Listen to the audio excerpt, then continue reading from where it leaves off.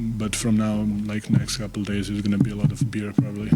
All right, Nikola, after you get done with all that, we've got some big roster moves to make around here. The Nuggets, their second straight year getting bounced in a 7-game series in the conference semifinals, so they got to make a couple moves this year. They got to shake some things up. Christian Braun reportedly is going to be getting north of $30 million this offseason, which is really going to hurt them from a financial standpoint. So we're going to have to make some moves, shuffle some things around. Let's talk about the future for the Denver Nuggets and what comes next after this loss to the Thunder.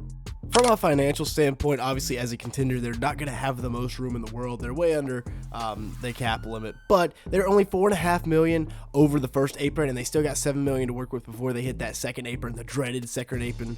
So you have some flexibility, a lot more flexibility than some other contenders. Now, there are a couple of guys that you could look into trading, and the first of which is going to be Michael Porter Jr., and unfortunately, he's going to be brought up on a lot of trade discussions this summer for the Nuggets because he simply didn't perform in the playoffs. Now, he, in theory, is a perfect small forward to have around Nikola Jokic because he averages over 18 points a game, 7 boards, 2 assists, and shoots the cover off the ball at 51% from the field and 40% from 3 on 6.5 attempts with some of the toughest shot difficulty in the league. He's one of the best shot makers in the league.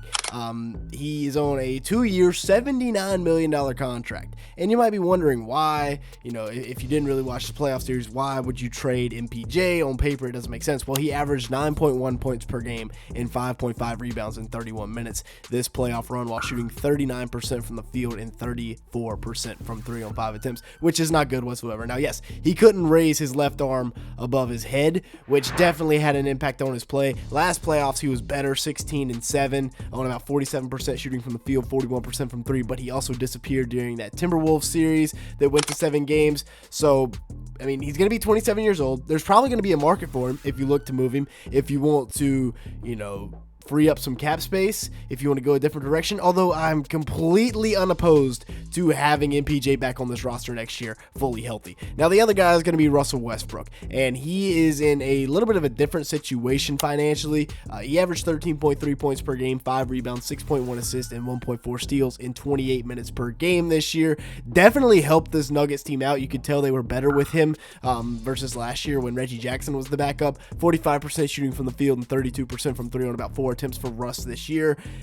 The difference is here, he is on a $3.5 million player option for next year, so the Nuggets might not even be able to bring him back even if they wanted to. Now, he did take them from the 17th best team in transition to number 1 in the league, but he's going to be 37 years old next year. He plays great alongside Jokic, but again, if you want to free up some more money, I wouldn't hate having Russ back personally, but we'll see what they decide to do. Now, they do need to make a couple of salary dump trades. This is going to be difficult because to surround Nikola Jokic, you can't be wasting any money. And they're wasting money right here with Zeke Naji and Dario Saric, wasting about $13 million a year, as a matter of fact, because Naji is on a terrible contract. So is Dario Saric, making almost $6 million next year. That's like half of the mid-level exception.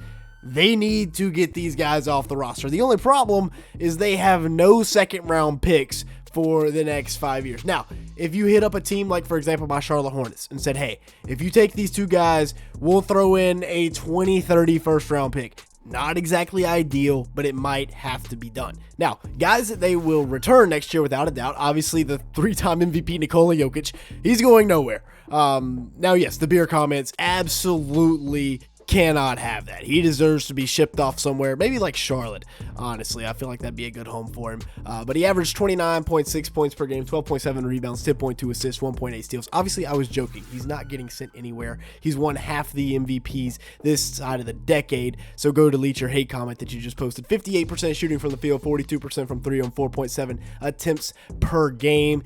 And yeah, he's the best player in the world. There's not a single doubt in anybody's mind. Look at this. An insane run, first in points, rebounds, assists, steals, blocks, stocks, double-doubles, triple-doubles, field goals. It's ridiculous. This man is the best basketball player on the planet, and the fact that the Nuggets can't even get to the conference finals with him is kind of sad. Now, he does have a great 2-man here with Jamal Murray. They just need another guard that can create for himself. Jamal, a lot of times, gets swamped like the Thunder. They were throwing everything they had on him on the wing.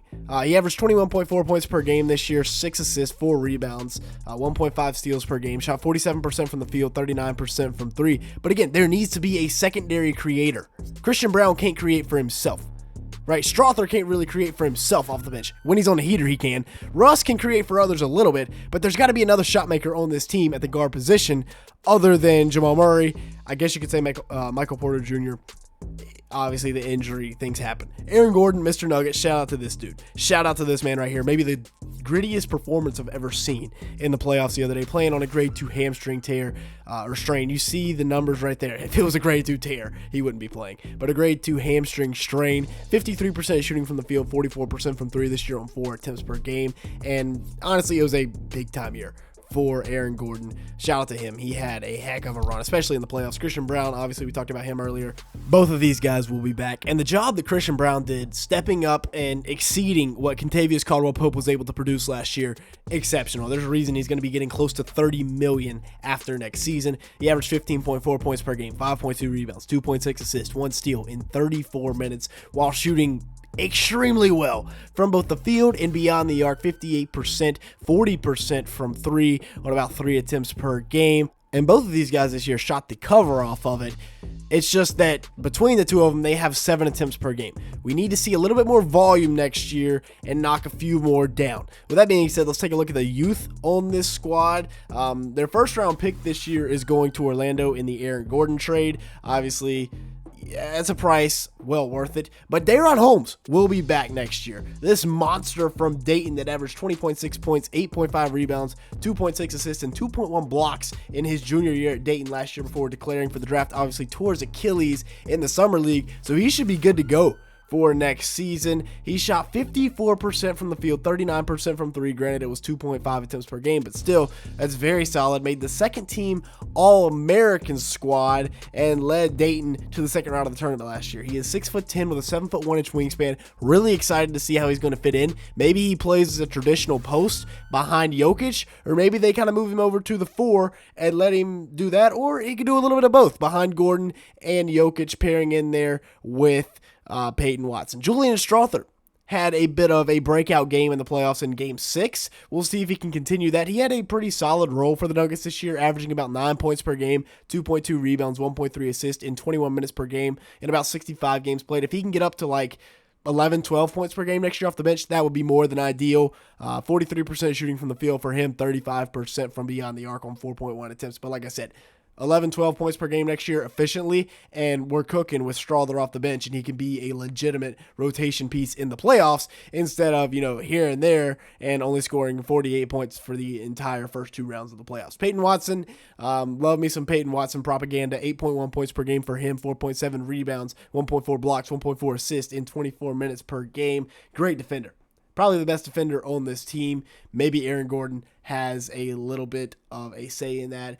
Christian Braun could also be up there, but 48% shooting from the field for him, 35% from 3 on 2 attempts. Fantastic shooter from the corners. I'd like to see him get a little bit more polished overall in the half court, but like we said, he can space it. He can knock it down from the corner. That's his spot. Above the break, I'd like to see him a little bit better from beyond the arc. Just progression from their young core next year would be great.